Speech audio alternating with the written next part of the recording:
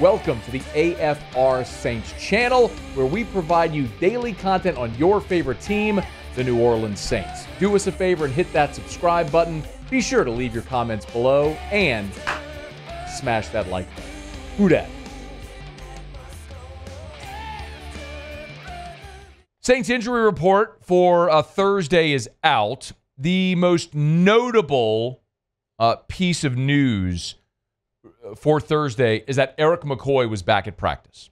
So Erik McCoy was injured in week 2, as we all recall, and hasn't played since. Went to IR. He was activated off of IR. So now this starts his 21-day activation window to be added to the active roster. So they have 3 weeks. Our guy Ross Jackson over at LouisianaSports.net reported that the target is the Rams game in Week 13. That is the target return for Erik McCoy, although he's doing everything he can to get back sooner. But this is a great sign that you're getting closer to full health. That's the last piece offensively. Obviously, Rashid Shaheed's done for the year, and there's uncertainty about Erik McCoy, not only this season, but his future. About Chris Olave, not only this season, but his future. But Erik McCoy, back at practice, opening up that 21-day window is a great sign that he's getting closer to his return. I did mention Chris Olave. Darren Rizzi, when he met with reporters, was asked about the possibility of Chris Olave going to IR. Here was that. It's number 11. To clarify, Olave, just no decision yet on the IR part of it? Yeah, no, we're just kind of taking that on a day-to-day basis. And the follow-up was about Olave and if this injury is potentially career-ending. I think he's taking it day to day. And when I say that, I mean, like, all right, so is he ready to go anytime soon? Is he ready to go next week? Is he ready to go next month? And he's kind of looking at the whole thing. I think he's really smart in the process he's taking with the medical people, not just in our building, but outside of our building, some specialists. I don't think we've gotten to that point yet, though, Jeff. I mean, listen, everything's on the table. I mean, I can't sit here and tell you it's not, but I can't sit here and tell you we've even broached that yet. So Olave had 2 concussions in college. He's had 4 now. He's in his 3rd NFL season. He's had 4 concussions, and remember he was examined for a concussion in the Chargers game earlier this year. So this has been unfortunately consistent for Chris Olave. So we'll see what his future may be, but it is highly unlikely that you're going to see him play this weekend. So as you run through the injury report for Thursday, there were 4 DNPs that did not participate. Cedric Wilson, Kool-Aid McKinstry, Chris Olave, and then Lucas Patrick. Back-to-back days did not participate with the ankle injury. Everyone else on the report was either limited or full. Those that were limited, JT Gray, Rico Payton, Jamal Williams, John Ridgeway. And then the full participants listed were Will Harris, Derek Carr, Alvin Kamara, Shane Lemieux, Nephi Sewell. And as I mentioned, Erik McCoy also limited his first day back at practice, so a good sign there.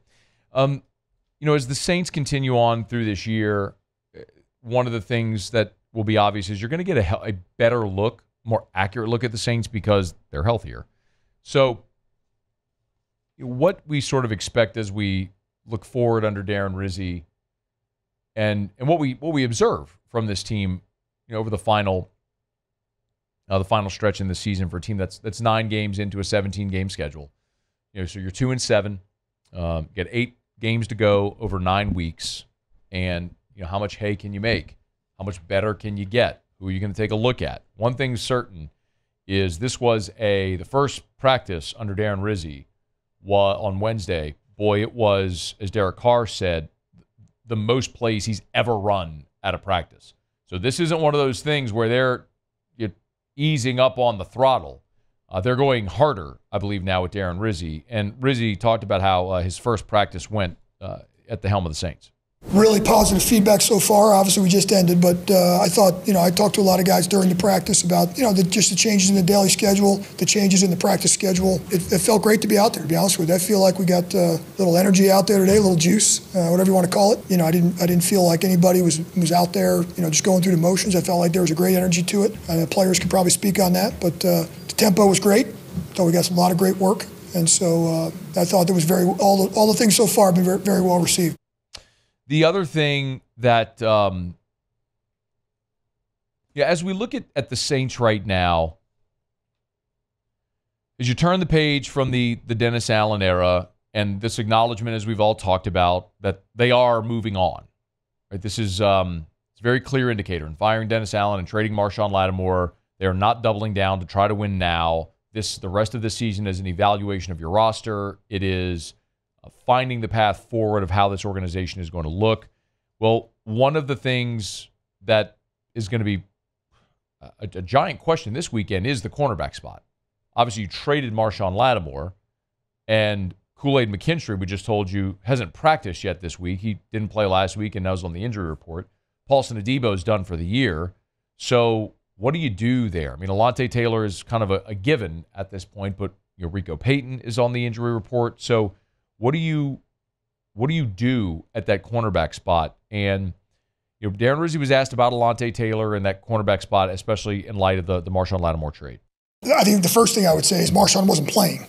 Obviously he's missed a lot of time. This year and last year, we've had to shuffle that deck before. I think it would be a bigger issue if we pulled him as a healthy player off the roster. We were having to deal with that already. It wasn't a pressing issue, if you will. And now back to Alontae. Alontae has played his best football, so far since he's been here this year, whether it's inside, outside. I had a great conversation with Alontae today. We need him to continue to play at a high level. Having a guy that is a flexible guy like that, and he can do a lot of different things. And so, like I said, that position, though, the defensive back position is a position that we've been a little bit banged up at. So getting guys back, some of those guys back is going to be a big deal, and that can help kind of remedy some of that losing Marshawn. Now, he's right. In the last 2 years, Lattimore hadn't been a healthy player.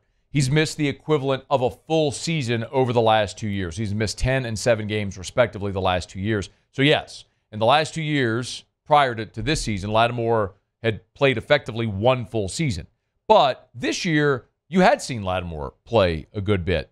He played in 7 games so far this year. Now, he missed 3, including the most recent game. But I would submit that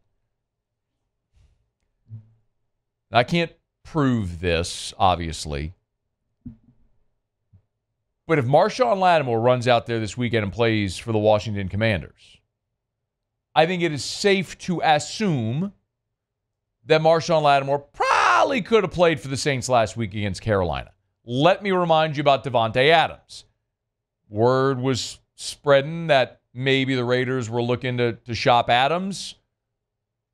They were shopping Adams. The Saints got in the mix. The Jets got in the mix. We all know the teams that were interested. And with that hamstring injury, Adams didn't play a couple weeks before. He's traded to the Jets, right on the field.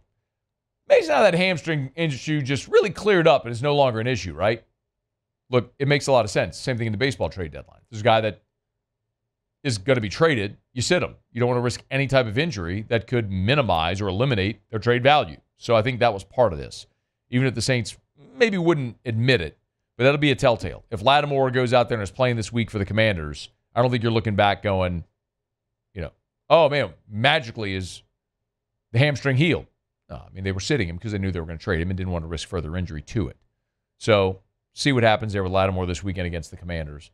But yes, it is an opportunity. It is an opportunity for the New Orleans Saints to get a look at a lot of young guys and see what Alontae Taylor can be out there with no Lattimore anymore, and obviously with Kool-Aid McKinstry not practicing yet this week.